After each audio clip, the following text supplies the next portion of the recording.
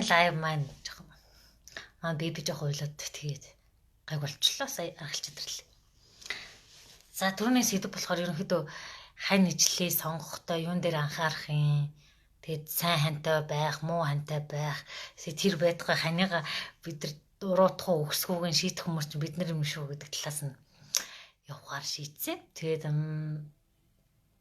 орлогоо нэмэгдүүлж болдог.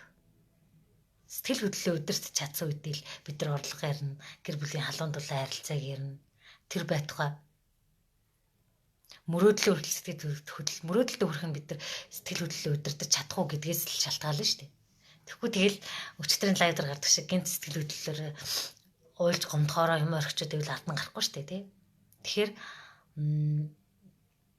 энэ лайвыг болохоор би байгаадаа баярал байгаа бүхэндээ талархдаг хүнд байхгүй бүхэн ирдэг гэл тийм гоё өгнүүд их явдаг шүү дээ, тий. Тэрийг гоё дэлгэрэнгүй тайлбарлая гэж бодлоо. Яа байгаад бүхэндээ баярлах хэрэгтэй юм. Энд чинь бас хоёр талтай, тий. Би байгаадаа баярлалаа суугаад байвал би тэгнээ сайхан амьдралыг хүртэх хэрэгтэй, энэний сайхан санхүү хэрэгжлөөнд хүрэх хэрэгтэй гэдэг дээр тавьчраа суучин л да бид нар байгаа зүйл минь болоод байна гэж боддог. Тэгтэл байгаа зүйл минь болоогүй л гэдэг шүү дээ үнэндээ. Өөрийгөө л болгоо яваад хар цаана болдгоо гэдэг шиг. Тэгвэл яагаад байгаадаа баярлал гэдэг үг гарцсан юм бол тий. Бид нар маш олон цэцэн мэрэгэн афоризмуудыг шеэрлж чаддсан шүү дээ. Бусдад ингээл ухаантай ойлгол энэ яг л үнэн үг гэл тий. Тэгвэл та байгаадаа баярлсан цагтаа таны тарих оюун ухаан ч гайгүй байна.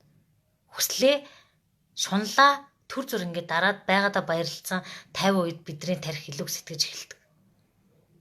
Тэгхгүйгээр бид нэр ирээдүүлөө шунаад ирээдүй яах бол гэж яхтаа өнөөдөр юу их юм мартчих магадгүй. Өнөөдөр юу сэдэх вэ гэдэг сэдлийг авахгүй гэсэн. Маргааш тэр яах бол энэ яах бол гэж санаа зовлтонд л очиж гэсэн үг л дээ. Тэгэхээр байгаадаа баярлал гэдэг нь юм утгатай. Тэрнээс биш яг өнөөдөр байгаа энэ байшин, энэ амьдрал хангалттай гэсэн өрөөсөө биш. Бид нэр хайртай хин нэг өвдгөд тусалж чадхааргүй тийм амьдралтай байгавал байгаадаа баярлах хэрэг байхгүй шүү дээ. Баярлж болно. Гэтэ тэндээ тайвширч авах хэрэг байхгүй шүү дээ. Байхгүй бүхэн ирдэг, байгаа бүхэндээ талархдаг хүнд байхгүй бүхэн ирдэг. Ойлгомжтой шүү дээ. Бид нар тайван аливаа зүйл рүү яарахгүй тунгаан бодож ингэ сэтгэдэг байгаа үедээ л ирээдүг олж харна шүү дээ. Ирээдүйд боломж юу вэ гэдгийг өнөөдөр сэтгэж шүү дээ. Одоо цагтаа юу хийх вэ гэдгийг сэтгэж шүү дээ. Тэгэхээр ирээдүйд гайхалтай эмэгтэйчүүд, гайхалтай нөхөртөө тэр гайхалтай дэлхийн хүн гээд хөөрөд яваад байвал өнөөдөр яг дэлхийн хүн болохын тулд ямар үйлдэл хийхээ сэтгэхгүй шүү дээ. Хийд юм ирээдүлөө санаа зовоол яваад шүү дээ. Тийм үстэй. Ирээдүлөө ингэ санаа зовоол нэрийг би яах бол гэж зоригтой хүрэх болов хүрэхгүй болов гэл. Тэгээ шийдвэр гарахгүй эргэлзээд маш их уднаа. Маш олон эмэгтэйчүүд нөхрөөсөө салж чадсангүй удлаа. Би нүг 20 жил төвчлээ.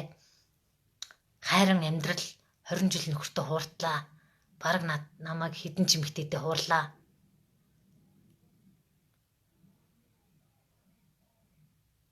Тийм. Тэгж ярьдаг те. Тэндэл тэм төг сонсдог шүү дээ. Уйлал ярьдаг. Зөв шийдвэр л гаргаж чадахгүй байхгүй. Эргэлзээ шийдвэр гаргаж чадахгүй утгаар хүний тархич угаасаа гацалтанд орно шүү дээ. Дахиж илүү сэтгэхийг хүсэхгүй. Тийм учраас гэр бүл хохирогчд тэгж байдаг. Яа та тэгээ хуурагтаа 20 жил явцсан. Тэгээ дэртгэн салчиж болоогүй юм. Тэгэхээр шийдвэр гаргаагүй. Хүүхдээ бодож юм гэл. Хүүхдээ бодсон бол яг хүүхдээ бодсон шиг байдгүй тэр аавд нь гаргасан уураа хүүхдтэй гаргацсан. Тэр байтугай сэтгэл зүйн хэмтэл хүүхдэд очруулсан байдаг.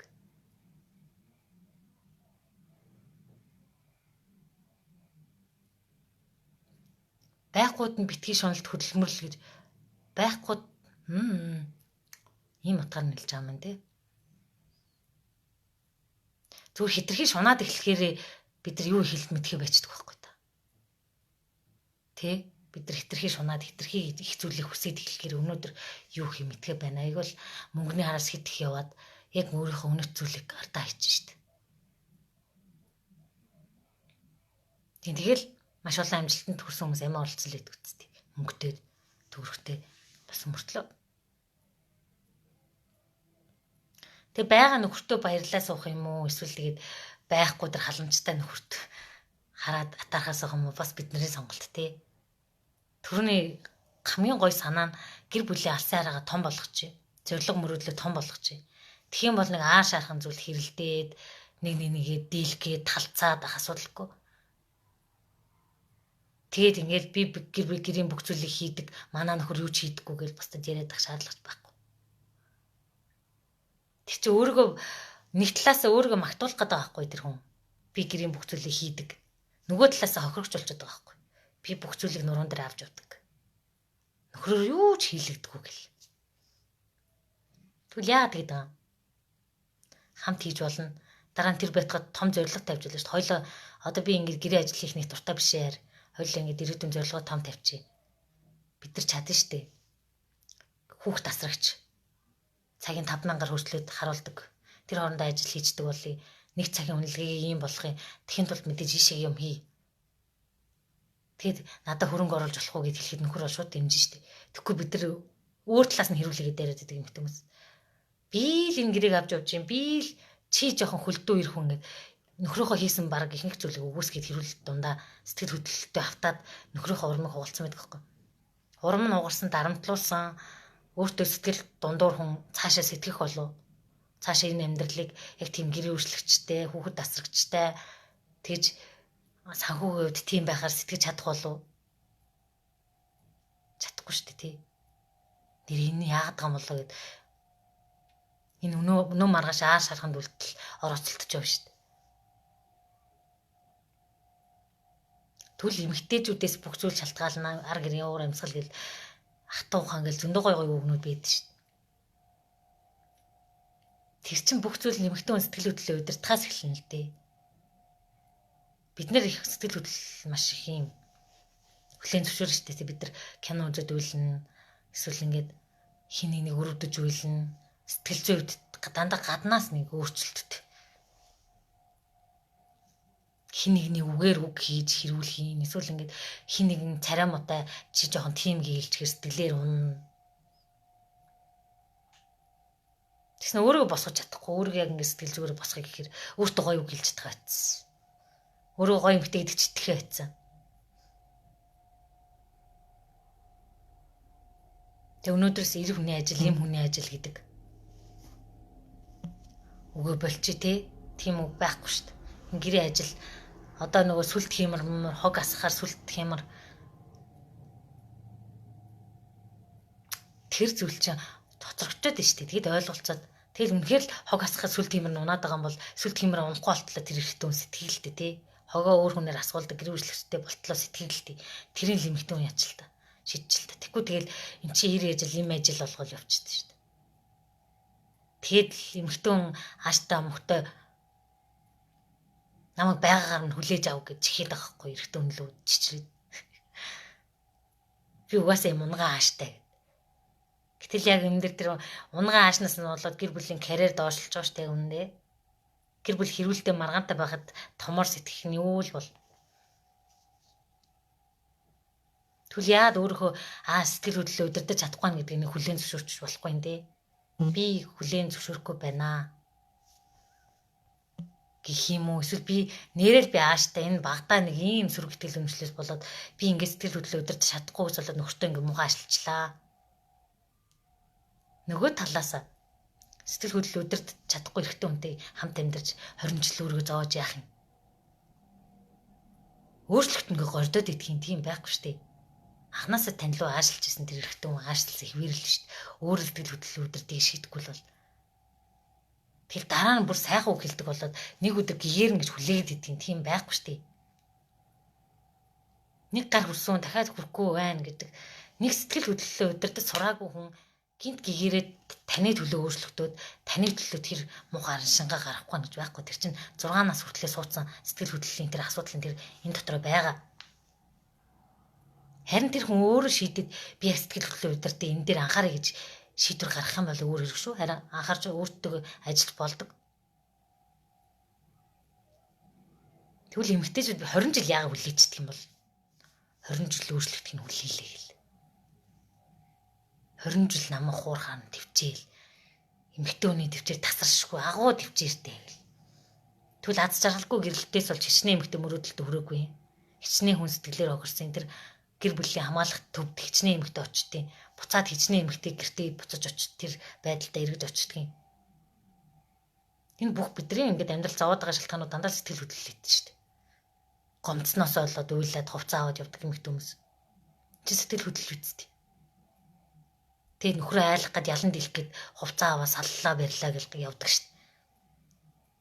Тэг зүгээр тухайн үедээ ялан дийлэх гээд байгаа байхгүй яг дийлж яах гэдэг. Тэр нөхрөөр уучлалтгуулгуудад яг яах гэдэг. Ирээдүйд тэр эрэгтэй сэтгэл хөдлөлөө удирдах чадахгүй бол танд 1000 уучлалгуугаад таны чихэн дээр 1000 гоё үг хэлээд тэр харилцаа угаасаа л тэр хүүтэн хүндээ хуурсан харилцаа хэвэрлэн шүү дээ. Энд хүчтэй нөлөөлөх үйлдэл хийхгүй бол энэ харилцаа дуусахгүй тэрийг яагаад хүлээн зөвшөөрч болдго юм бол. Бас нөгөө талаар эмэгтэй өөрөө сэтгэл хөдлөлөө удирдах чадахгүй бол та эзэж аз жаргалтай хин нэгэнд хайрлагцсан хүн болохгүй шүү дээ. Нөхрөөс шалтгааллахгүйсэн гэсэн өөрийгөө сэтгэл дундуур би зовж гин би яаж ин гэдэг дүртэй тоглоол шүү дээ. Өөрийгөө өвдсөөрлээ. Сэтгэл хөдлөлөө удирдах чадахгүй юм чинь. Нөхөр ингээ шөөмжлөд үг хэлэхэд тэрэн тэгээд уйлаад өөрийнхөө сэтгэл зүйлгээ халтаагаад сэтгэлээр гомдол нөхрөө муу хүн гэж бод. Тэгтэл муу хүн сайн хүн байхгүй шүү дээ. Угаасаа л таач бийч энэ ороо дээр бүх хүн сэтгэл хөдлөлтөд автахаараа уурлахаараа согтун хүнтэй адилхан болж шүү дээ. Өөрөө тэрийг танин мэдж чадахгүй.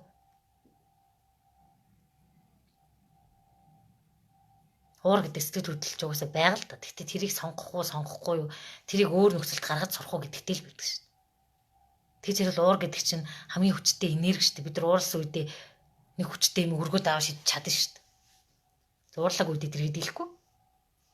Тэг энэ энергийг юу л ашиглах юм гэдэг нь бас бидний сонголт шүү дээ. Энэ талаараас бодоод үзээрэй. Тэгэд миний амьдралд ингээд харж байгаа маш олон хүмүүс амьдралын кейсүүд тэгээд надаас их эмэгтэйчүүд нөхрөө хэрхэн өөрчлөх вэ?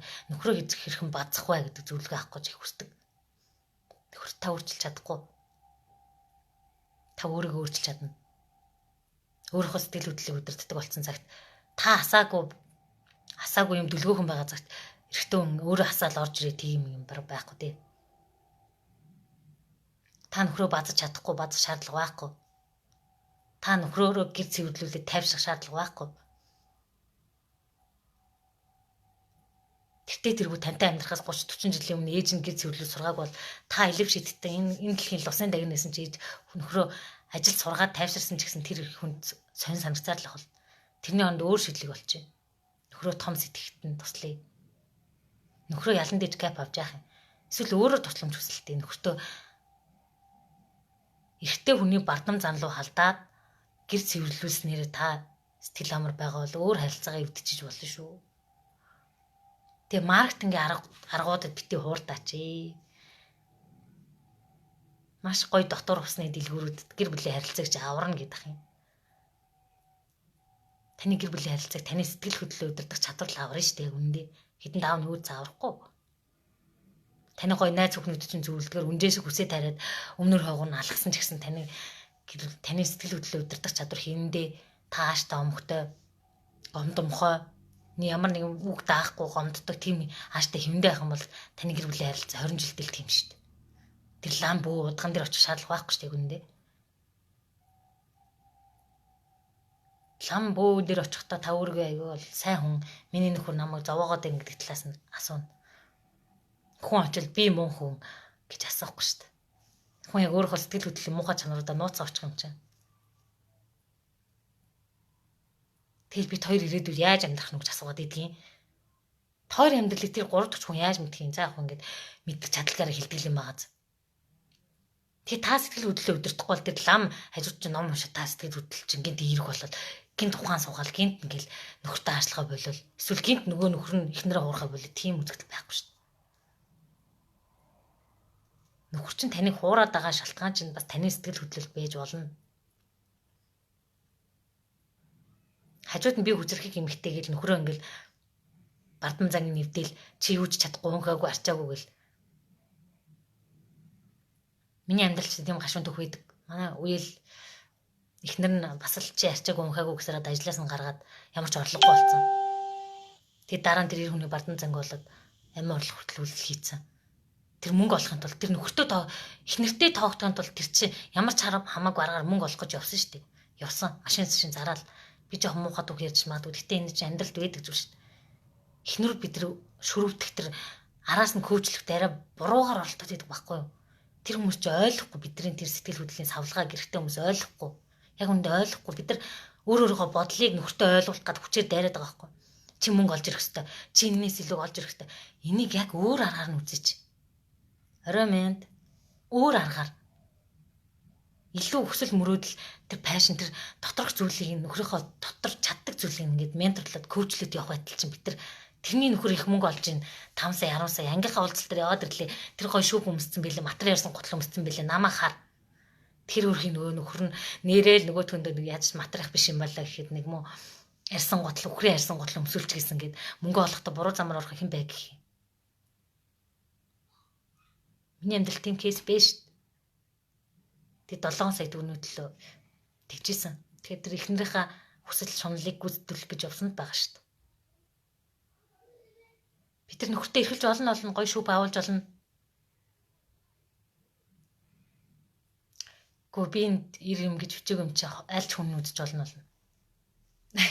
Би зүгээр сэтгэл хөдлөлөө удирдахыг өөрөө эмэгтэй хүн болохоор яг даван тулсаа алдаануудаа хуваалцдаг юм. Алдаанаасаа суралцсан зүйлээ хуваалцдаг байхгүй. Тэгээд би юм амьдралдаа маш олон алдаа гаргасан. Тэгээд дараа нь амжилттай болсноохоо амжилттай болоод ингээд гэр бүлийн харилцаа сайжирсан, орлого сайжирсан энэ талаараа өөрлөгөө өнгөсөн түүхүүдээ ярьдаг байхгүй. Тэгээ бас энэ лайваас нэг эмэгтэй гэсэн өөргөө олж хараад гэр бүлийн харилцааг өөрчлөөд тэг яваас ирж бүсдэг. Гэтэ мэдээж эмэгтэй хүмүүс ч вэ нүү ямар ч хүн ирч хүн ч вэ нүү өөрийнхөө үннийг хүлээн чаддаггүй шүү дээ. Эрэгтэй хүмүүс дотроо би ингээд энэ эмэгтэйг гомдоочлоо доо гэж хэлсэн тэгсэн уучлаарай гэж гуйхтай эрэгтэй хойроо гэдэг. Тэр чинь зүгээр л эрэгтэй хүний нэг бардам чанар гэж нэг юм байгаа шүү дээ. Тэрийг ойлгол заавал ингээд нөхрөөрөө буулт хэлгээл уучлалтгуулахаар ялаад байгаа юм шиг. Яг ялж яах гэдэг. Тэр нөхрийг ялж яах гэдэг. Хэдүүлээ гоё урт хугацааны 50 жилийн амьдралдаа хэдүүлээ ялагч гэдэг тоглоомыг тоглож байгаа шүү дээ. Таны нэг хамтрагч чинь нөхөр чинь. Нөхөр чинь таны хүсэл мөрөөдлийг биелүүлж өгөх тийм илэв шиттэн биш. Та харин нөхрийнхөө мөрөөдөлд нөлөөлж чадхаар хүн.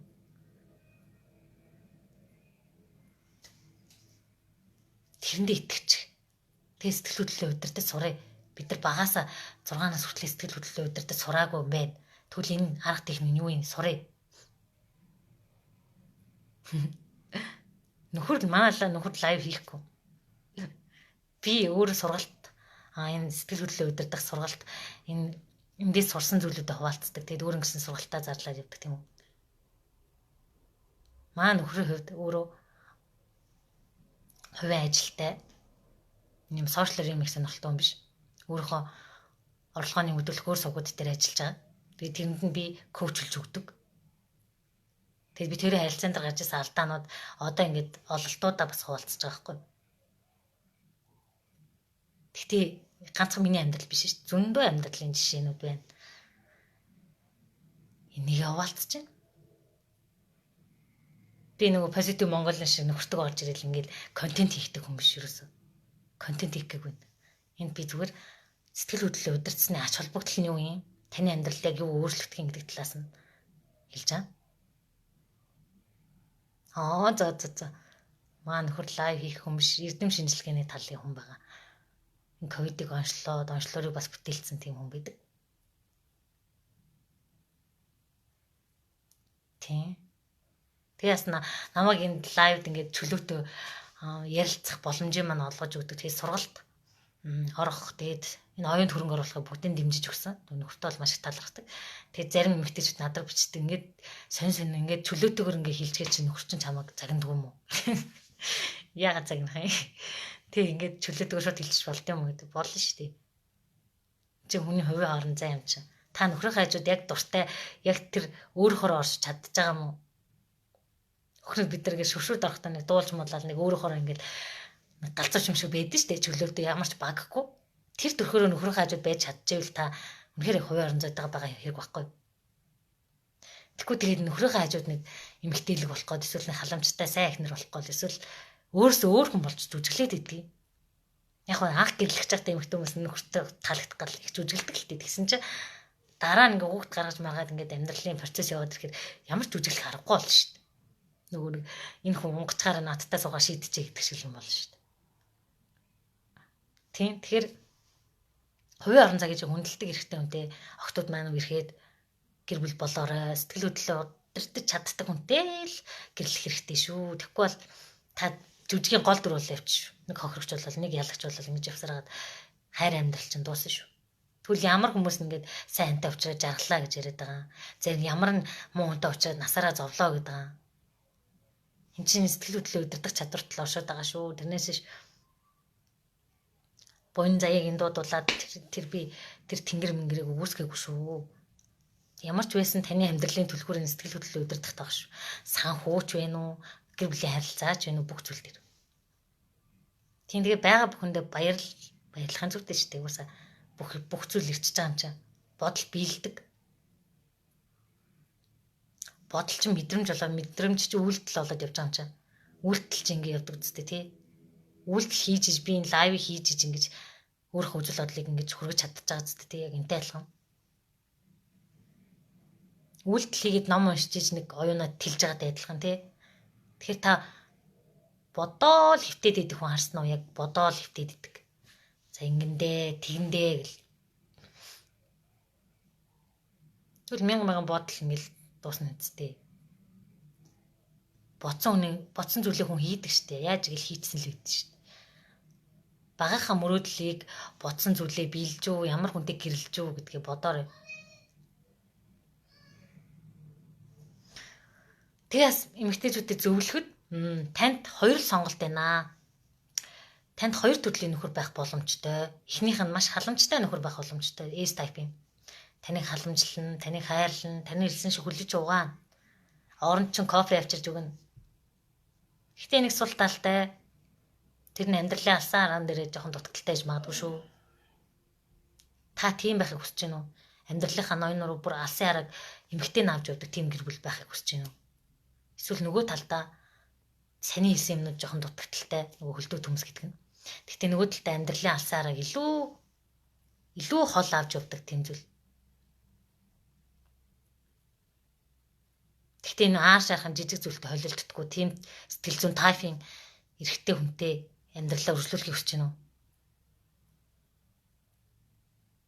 Тэгэд нэг сонголтыг хийснийхаа дараагаар нөхрийнхөө 3 таалагддаг зан чанар дээр анхаарлаа төвлөрүүлээд бусад зүйлийг хайчээ. Бусад зүйл нь угаасаа гарын аруур шиг тэгшхэн байхгүй шүү дээ.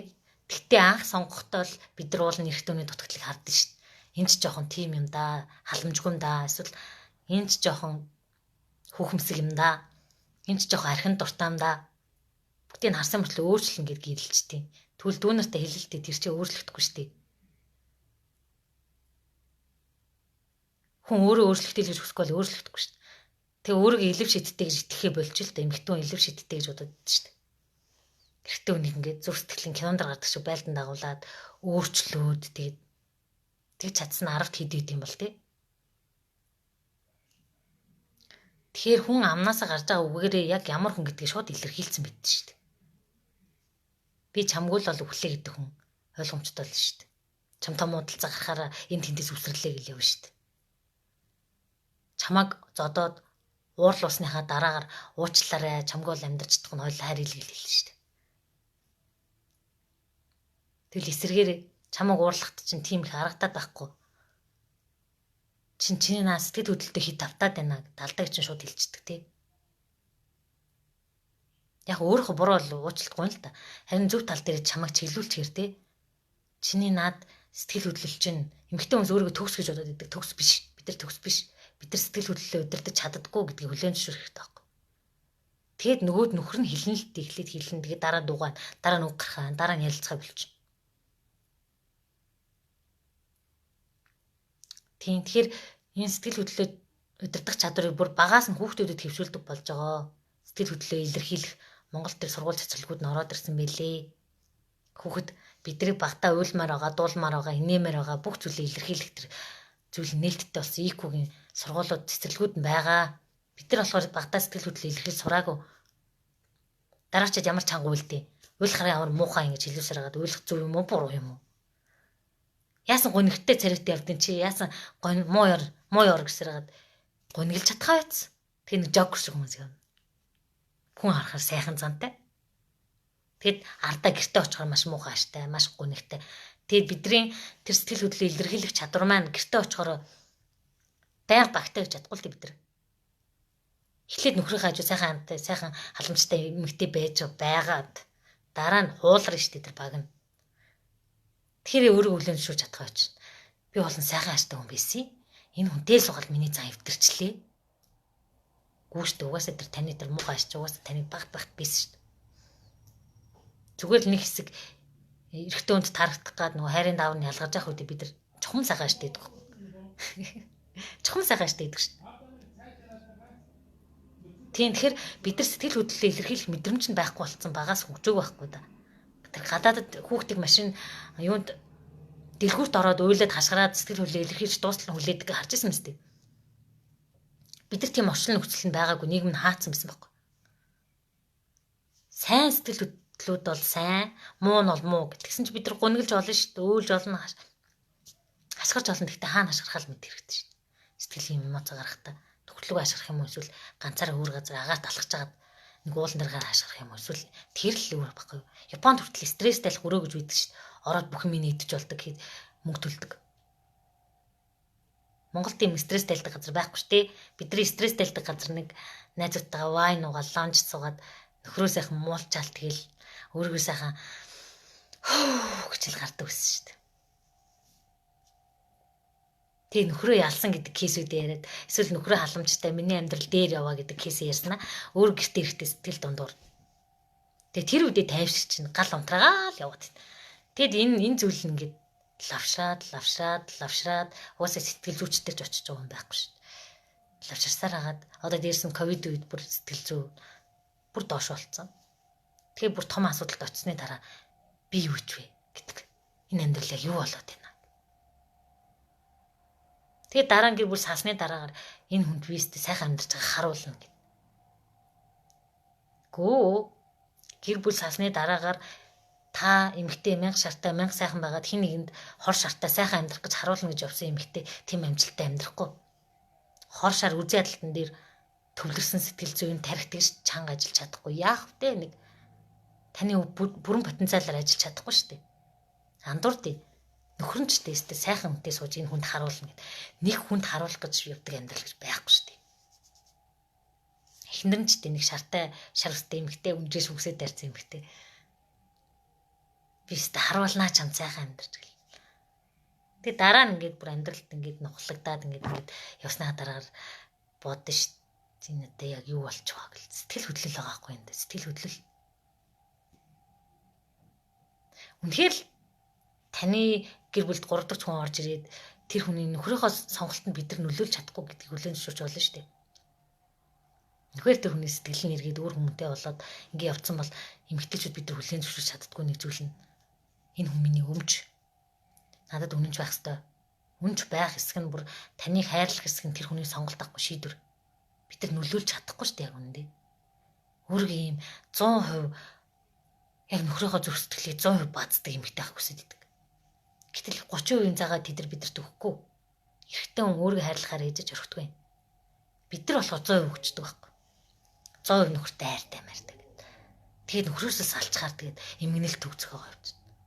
Өөргөө хайчин, архинд орчин гэл тэгэл. Өөртөө 30% үлдээ ёо. Та эрэгтэй хүний сэтгэлзийг байлдан дагуулж чадах ч гэсэн өөр хүн төр сэтгэл алдраад явна уу? Энэ сэтгэл зүйн таны сэтгэл зүйд халдах асуудал биш аахгүй тэр хүний асуудал. Энэ бодит үнэн шүү дээ. Тэрийг хүлээн зөвшөөрч чадаагүй тэгээ хэрүүл урал хийцгээгээд тэгээд дараа нь хоорондоо буу юм болдог шиг энэс илүү сайхан хогшчин дүр тоглол. Тэр хүний үзээ хадаад. Үзээ хадж яах юм? Үзээ хадчихсан өөрийнхөө амьдралд илүү үзээ хадмаар зүйлийг татах юм чам.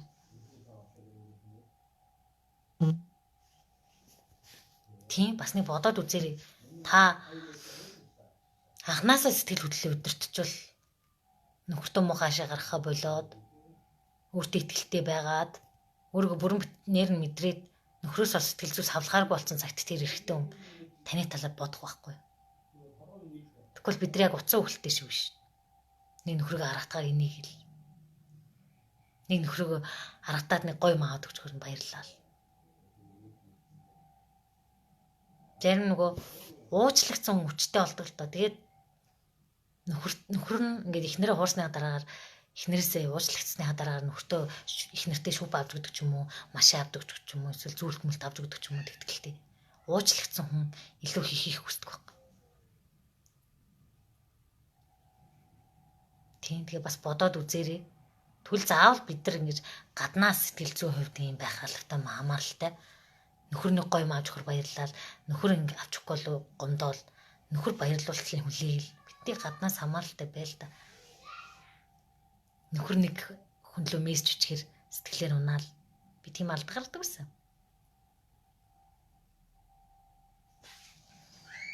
Тийм. Тэгэхээр энэ бүгдтэй нэг бодоод үзээрэй. Бид нэр хитрхи их сэтгэл зүгээ нөхөр дээрээ төвлөрүүлсэн. Эсвэл бүр хүүхд дээрээ төвлөрүүлсэн гэдэг өөр дөр байхгүй болчихдаг. Тийм нэг хүчрхэг гэмхтэй хүн болохыг гэж бодож ивэл гаднаа хүчрхэг байхаас илүү дотроо сэтгэл зүгээрээ гаднаа шалтгааллахгүйгээр байж сурах. Хүчтэй эмхтэй гэж тэрийг хэлнэ шүү дээ. Тэрнээс өсгөд байгаа өмсөөл ингээл бизнес эмхтэй болчихороо хүчтэй биш. Мянган амжилтанд хүрсэн эмхтэйчүүд ард нь амьдрал нь хэцүү болсон л гэдэг шүү дээ. Хүчрхэг эмхтэй. Тэгтээ нөхрийнхөө бардам занг гийцэн. Над жаргалгүй. Тэг бас эмхтэйчүүд бид нар амжилтын араас явахдаа бас андуураад идэг зүйл нь нөхрөөсөө илүү болчоор нөхөр миний араас явна гэж боддог логик алдаа байна. Үгүй шүү дээ. Өөрс нь хүчтэй эмхтэй хүн тэр эрэгтэй хүн татагдахаас илүү бардам зан дарагдчихаар энэ хүн надтай надгүй цааш амьдраа явуучих юм байна гэж ойлгох шүү. Тийм ухаан чи яг энэ тал гарна шүү дээ. Та хүчтэй яг өөрөх амжилттай тийм карьертэй эмхтэй баймаар идэг. Бас нөхөртөө бас аз жаргалтай сэтгэл зүйд бачмаар идэг. Тийм хоёрыг яаж огтлцуулах юм? Энд чинь л нөгөө янз ухаан гэдэг нь шүү дээ. Таас өөрийнхөө зорилго мөрөдөлт төрөх хэрэгтэй шүү. Тийм хүний ихнэрч байна уу? Юу ч байна уу? Та тустай хүн. Тустай хувь хүн. Нөхөрт гарахаараа таны үйл бодол нөхөрлөө уусаад ингэх юм тийм зүйл биш аахгүй юу? Тэ бас бодоод үзээрэй. Тэгээ та сэтгэл хөдлөлөө удирдах сураараа заавал аргуудын суралцаарай. Тэгсэн цагт та гаднаас нөлөөлгөө болцоод ирэхээр сэтгэл хөдлөлөө удирдах хүн босод хүмүүсийг удирдах чаддаг байхгүй. Нөхрөөч тэр хүсэж байгаа. Бид нар ингэж боддог. Нөхрөө байлдан дагуулна. Гэр гаднаас дандаа бүх зүйлийг хайж ажиллана. Нөгөөх нь байлдан дагахаа бодчихно л доо. Давхраа уйлж үзэн. Тэгэхээр энэ тентхийн гой зүйлүүдийг өмсөж үзэн. Тэгэхээр нөхрөө байлдан дагуулах гэж шкабараа дөрөв хувц хийцсэн. Тэгээ гаднаа анхаараа тэгээд нөгөөх нь байлдан дагахгүй байдаг. Тэгээ сэтгэлээр ундаг. Өөртөө итгэлгүй болдог. Тэгвэл та бодоод үзээрэй. Сэтгэл хөдлөлөө удирдсан цагт та тэр хажууд хүнд нөлөөлнө шүү дээ. Хажууд хүнийхээ сэтгэл хөдлөлийг анзаардаг болно шүү дээ. Миний аж ийм үед гомдд юм байна. Ийм үед ууралт юм байна. Уурлахаараа ингэж ид юм байна. Дугаар очт юм байна. Эсвэл яа тийм те гараа авчт юм байна. Арай бодит тийм ухаанаар хараад байгаа байхгүй юу? Тэгхгүйгээр бид нар ингэж адилхан сэтгэл хөдлөлт автсан багтаа хоёр сохтун хоорондоо агсан давхар хинийхэн зүг хинэн ч бүр болохгүй шүү дээ. Яг адилхан болчихдээ шүү дээ. Тэгэл гэрийн хам юм авч хидэл тийм төхөмцөд зөндөө сонсч кинонд ч хардаг. Тийм тэгэхээр таны зовоод байгаа жаргаад байгаа бүх шалтгаан чинь сэтгэл хөдлөл. Тэр бидний монголчуудын хүсэмжит эмгтээчтэй сэтгэл хөдлөлөө удирддаг эмгтээдэд дүүцэн. Хата ухаан мухан гэдэг байгаа чинь ерөөсөө энэ сэтгэл хөдлөлөө удирдах сурцсан байгаа юм чинь. Жижиг асуудлаа шийдчихдэг. Тэгээ хажууд нэг сэтгэл хөдлөлөө удирддаг нэг юм 50 эмгтээ хүний хажууд эрэхтэн хүн 50 байна да. Тэгэхээр нэг илүү гадуур өөр зүйл хүсэх нь болж штэ. Ядаж л нөхрийнхөө үгийг сонсох юм чи бид нар. Юунд хэцүү байгааг нь сонсно. Тэг төмөр хүн шиг байлгаад байхгүй штэ. Тэгвэл тэгээ одоо төмөр нөхөртэй эмгтээчүүд маш их байна штэ. Нөгөөдөл нь бүр доторхоо ярихаа байж орж ирээ дууга уцаа ухчаад унтаад өгөл баг амар. Ярихаар нөгөө ихнэр нь гомдоод уурлаад үйлчих юм чи. эхнэрүүдийн зөв гэдэг дууч эхнэрүүдийн зөв байд юм уу те зөв. Тэгээ дараа нь буруу болчих тул байдаг шүү. Зөв гэж явж ирсэн хамгийн сүлд энэ ч урт хугацааны тоглолт шүү. Тэгээ хэдэн удаа та ялж болно ялаад нөхрөө ялаа л. Ялагч болоо л. Дараа нь тэр хүн чинь өөрөө шийдвэр гаргацсан байдаг. Тэрний дараа нь хүлээн зөвшөөрч чадахгүй болсон байдаг. Тэр уул нь ялагч гэж байхгүй шүү. Өөрөө сэтгэл хөдлөлийн алдаа гаргадаг юм шиг нөхрөө сэтгэл хөдлөл гаргахаар бас шүүгээд тавьчихдаг. Өөрөө ууралж ажилт зөндөө ингэж гаргажсэн. Нөхөр нь уурлахаар л нөхөр муухай болчихно. Яг ингэж уур нь хөдлөгцөн ихнэр нь идэг. Үгээр утаад төвчээрийг бараад бид нар шиг олон үгээр хариулдаг ш тэр хүмүүс ч юус хариулахгүй. Бид нар гэсэн чи бүр ингэж шүрсэжсэн хамгийн сүүлд нь үг гарахаар тэгээ тэр гомдоод бас сэтгэл хөдлөлт автаад явчихдаг. Тэгвэл хэдүүлээ морь унсан толгойг уншиг байхаа болчих. Морио унчи те. Тэг сэтгэл хөдлөлөө удирдчээ. Тэгхийн бол та санхүүч төр гэр бүлч төр бүх зүйлийг удирдах чаддаг болно ш. Тэгэхээр энэ мессежийг хүрхийг хичээсэн гэхээр хүнийг таних, өөрийгөө таних процесс гэдэг чинь зүгээр ингийн үгээр юм байдаг шүү. Тэгээд сэтгэл хөдлөлөө удирдах гэдэг чинь энэ дэлхийг манлайлаад байгаа бүх хүний чадвар. Тэр хүмүүс бүгд л сэтгэл хөдлөлөө удирдсан байгаа. Та нар Будда гэх кино үзчихсэн бол тэр лөө яаж нулимсан, яаж үчигдсэн тоодохгүй тий. Тэр чинь сэтгэл хөдлөлөөр бүрэн удирдах сурцсан гэгээс зүний шинж байгаа байхгүй. Би бас нэг их чиг харж байсан. Гэт сохтун хүн гэд нүүдлөө алгадчихж байгаа байхгүй эмэгтэй нэг. Тэгчээд тэр эмэгтэй удаас нэг ч үг хэлээгүй. Өөрийгөө мөр чилээгүй ягаад чилээгүй. Тэр хүн бол сэтгэл хөдлөлөө удирдах чаддаг юм байгаа байхгүй. Тэгээ тэр эмэгтэйгийн хажууд байгаа нөхөр бол ерөөс уурлах үнцэхгүй болсон байгаа байхгүй. Тэг гэр бүлийн харилцаа нь урт удаан байдаг. Би тэр хүмүүсийн гэр бүлийн харилцааг мэднэ. Урт удаан л байдаг. Тийм хэрүүл уруул хувц унраа авч боож явдаг мовдаг тийм мөрөс харагддаг. Тэгтээ мэдээж гэр бүлийн маргаан хэрүүл байна л да. Тэгтээ тэгж хурцтаж өнийг нэгийг гимтээд зовоодаг биш. Зүгээр нэг нэгээ ойлголцож хүлээн зөвшөөрөхийн тулд бидний хувьд маргаан гэдэг зүйл байх нь зөв байж ч ойлголцсон шүү дээ. Харин маргахгүй болсон байх юм бол асуудалтай гэдэг шүү дээ. Тэгэхээр эмэгтэй дүү нартаа бас хүнийг танихад сэтгэл хөдлөлөө удирдах чадварыг л танаарай гэж хэлье. Тэгээ хэрэгтэй хэрэггүй зөвлөгөө өгөөд хүнийг танихын тулд тийм арга гэж яхаар заавал тэр ламд очиж заяа найн үзүүлж яхаарай. Сэтгэл хөдлөлөө энэ хүн яаж удирдах гэдгийг харж болно шүү дээ тий. Тэгэл уулга гэл нэг сан зөвлөгөөнд явдсан шүү дээ. Тий. Тэгэхээр ирээдүйд та жаргалтай амьдрах эсвэл охтуудаа жаргалтай амьдрах эсвэл сэтгэл хөдлөлөө удирдах хүнтэй л бодит байдлыг аливаа зүйлийг сэтгэл хөдлөлөөр ханддаггүй шууд байгаа байдлаар нь бодитоор дүгнж ханддаг тийм сэтгэл зүйн чадвартай хин нэгний сэтгэл зүйн хамааралгүй тийм хүнийг сонгоор. Хин нэгний сэтгэл зүйн хамааралтай сэтгэл зүйн үед эрүүл биш. Нөхрөөсөө хамааралтай байгаа бол эрүүл биш. Эхнэрээсээ хамааралтай эхнэрээ хардаад байгаа сэтгэл зүйн үед эрүүл биш. Тэгэхээр нийгэм зөндөө тийм хүн байгаа. Зүгээр алсаас ах хэрэг байхгүй шүү дээ. Иргэн тойрны яриа хаалганы цаана бүх яриаг гэлтэгдэх тэр хүн байх шүү дээ. За тэгээ ингээд өндөрлөлийн өнөөдрийн лайв. Тэгээд өнөөдөр миний сургалтын хаагдах сүүлчийн өдөр. Тэгээд дараагийн сургалтаа энэ төлбөрөөс хэд дахин үнэтэйгээр явагдана. Яагвал би үргэлжлүүлэн суралцж байгаа оюундаа хөрөнгө оруулалт хийж байгаа. Тэгээд яг ийм боломжийг ашиглаад сураад аваарай. Сэтгэл хөдлөлөө удирдаад сураад аваарай. Тэгээд амьдралаа та бодоод үзээрэй. Нэг гутал нэг шүүбний үн гэд бодоод үзээрэй. Нэг гутал нэг шүүбний үнээр та нөхөртөө харилцаа гэр бүлийн карьер ингээд бүх зүйлийн үндсэн сэтгэл хөдлөлөө удирдах гэдэг байхгүй. Орлогоо нэмэгдүүл сэтгэж эхлэх чинь хэрүүл хийдгүү гэр бүл орлогоо нэмэгдүүлэхийг хүснэ үстэй. Тэгэхгүй нэгнээсээ ингээд асуудал үүссэн гэр бүлээс нэг хэрүүл ухаанаар сэтгээд цааш нь бодох тийм үнц гарахгүй. Тэгэхээр бүх зүйлийн үндэс нь та сэтгэл хөдлөлөө удирдах. Тэгээд хажуу талдаа нөлөөлж чаддаг болохоос бид нар хажуу талаа нэг өөрчилж чадахгүй л дээ. Тэрийг хүлээн зөвшөөрөх байдаг шүү. Тэгэд бүгдэнд нь амжилт хүсье баяртай.